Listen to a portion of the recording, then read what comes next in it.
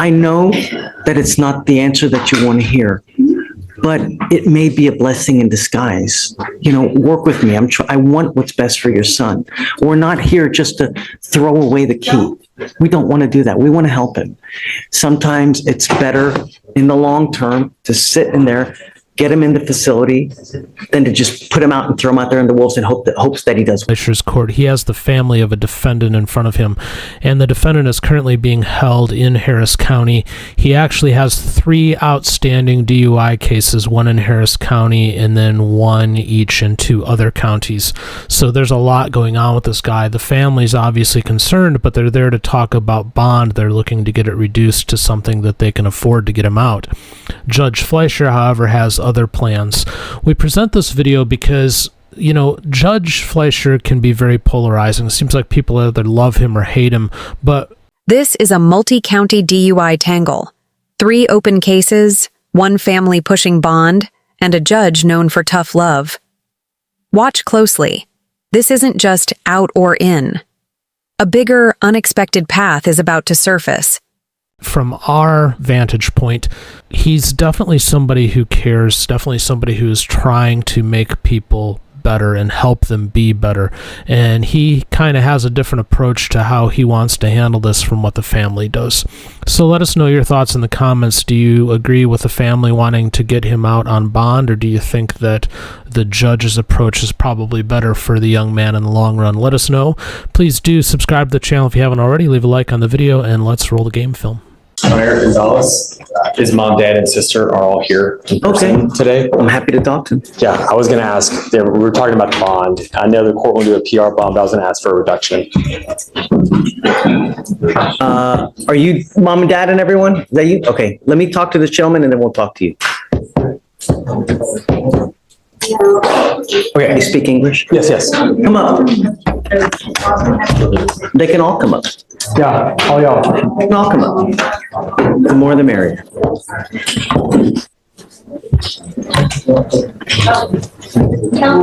Thank you for coming. Thank you for coming. I wish it were under better circumstances.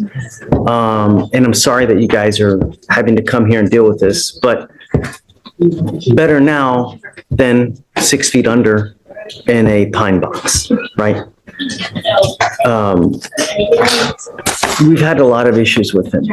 And I think that, I don't know, I mean, I guess you realize and the spiel that I give to everybody is that watch the news, which I hope you do. Every day, someone dies in Harris County from a DWI. Every single day. We in Harris County lead the nation. We lead the nation in DWI fatalities because it happens so much. Is it because we have 4 million people here? I don't know. Is it because Harris County is 3 hours from one side to the other? I don't know. But that's what it is. And it's disgusting. And what scares me with him is he has 3 open DWIs in 3 different counties. That is extremely scary. And we're lucky that no one has been injured. A life has not been taken, because it could have gone so much worse. The reason that it's taking as long as it is because he does not have, I'm presuming he doesn't have a lawyer in Nueces, right? This time, that's correct, Your Honor.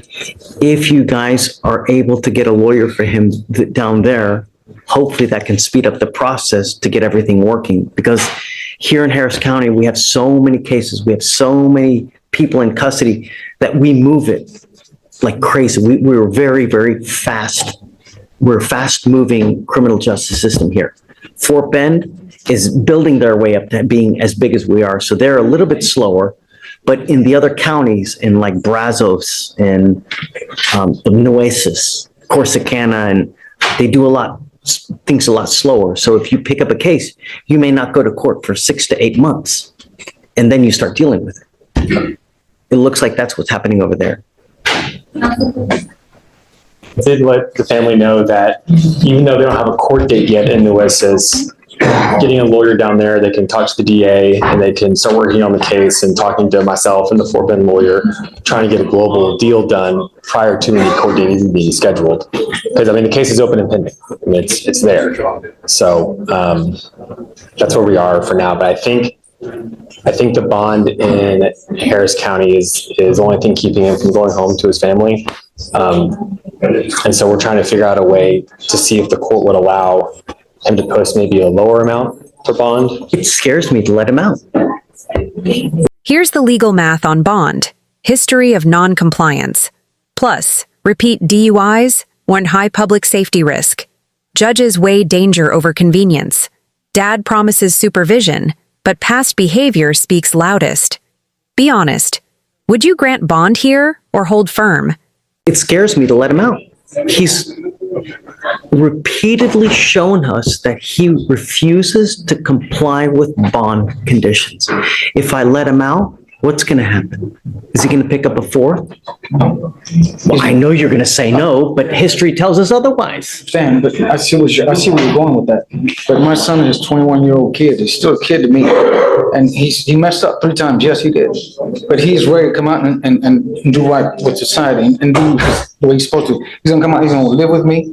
He was out there living in Corpus because he's turned into a welder. And I never agreed with him. I told him, I said, I don't like that for you. I'm a roofing contractor.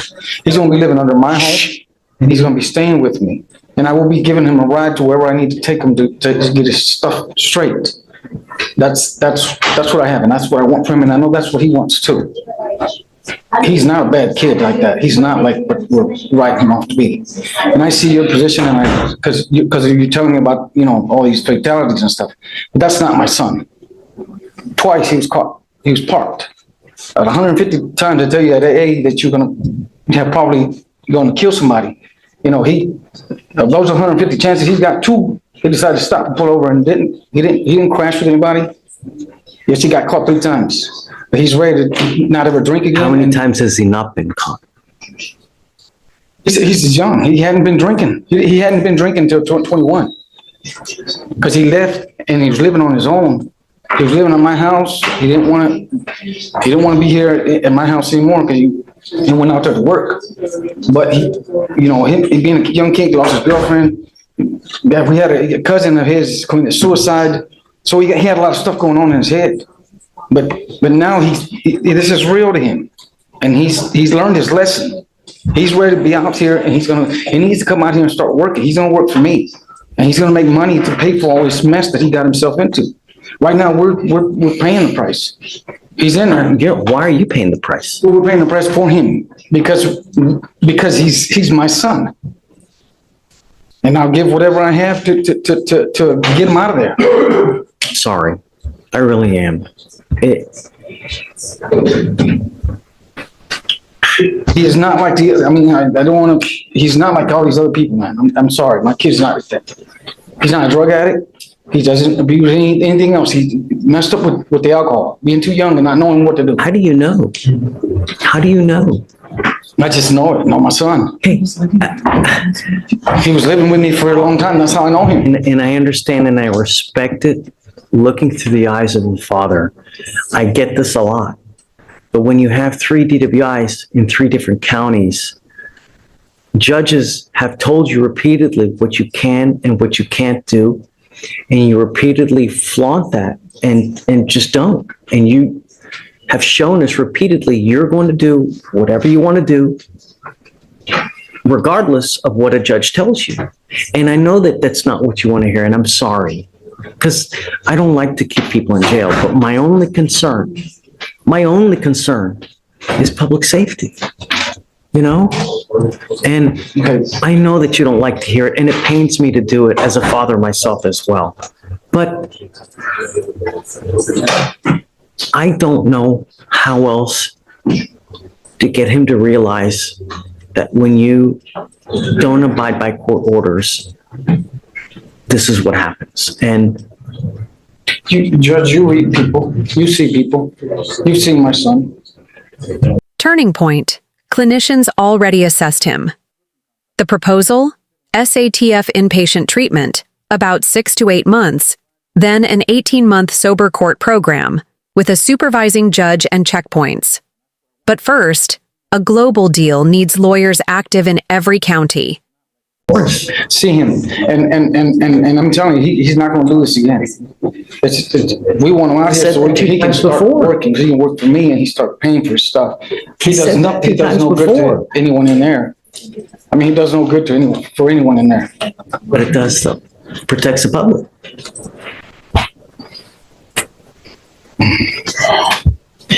What I'd like to do is, we've had him TRAS, right? Okay. So what we do is I have clinicians on staff who evaluate him and tell us what the proper course of action is.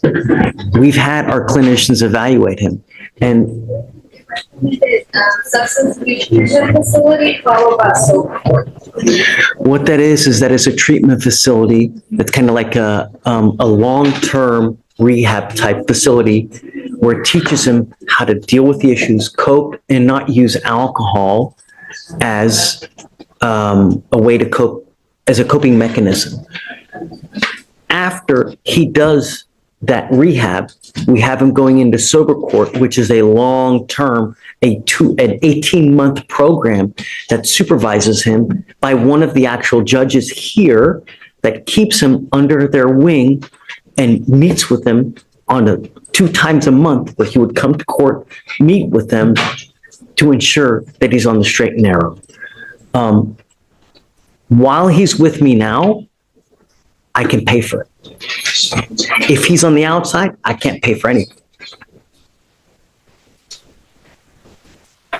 For that program with other. Right, and unfortunately, we want to do that, but I can't do anything until those other 2 cases are resolved.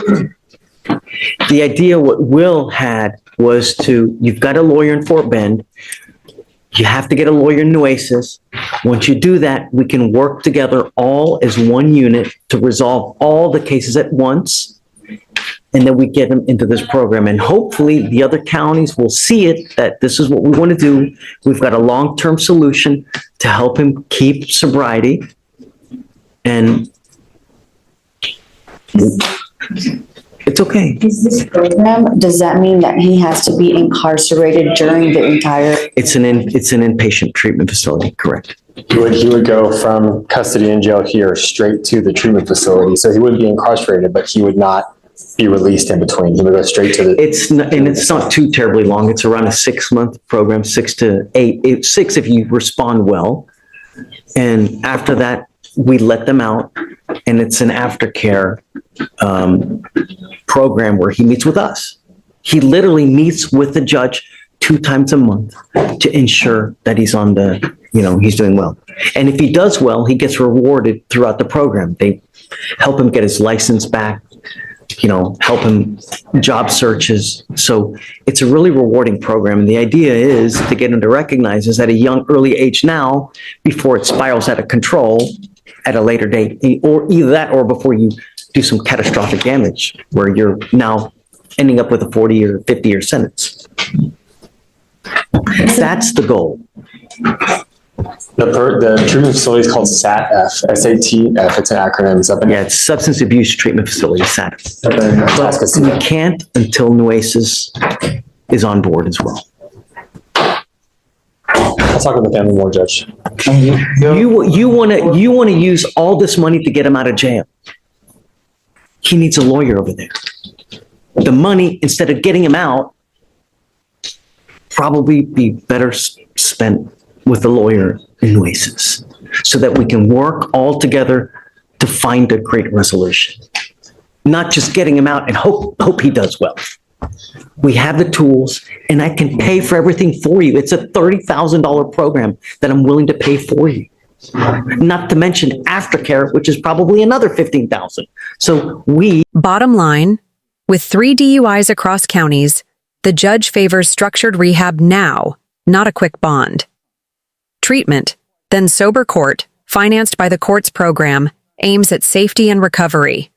What's your take on this ruling? Drop a comment.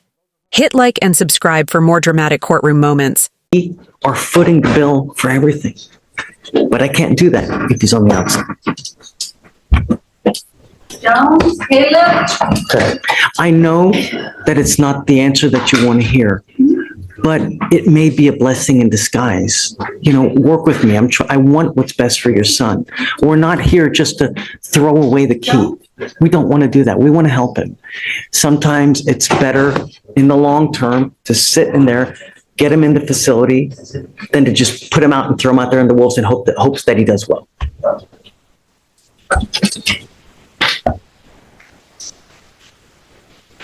Okay. I'll talk to him further. Thank you, Judge. Okay.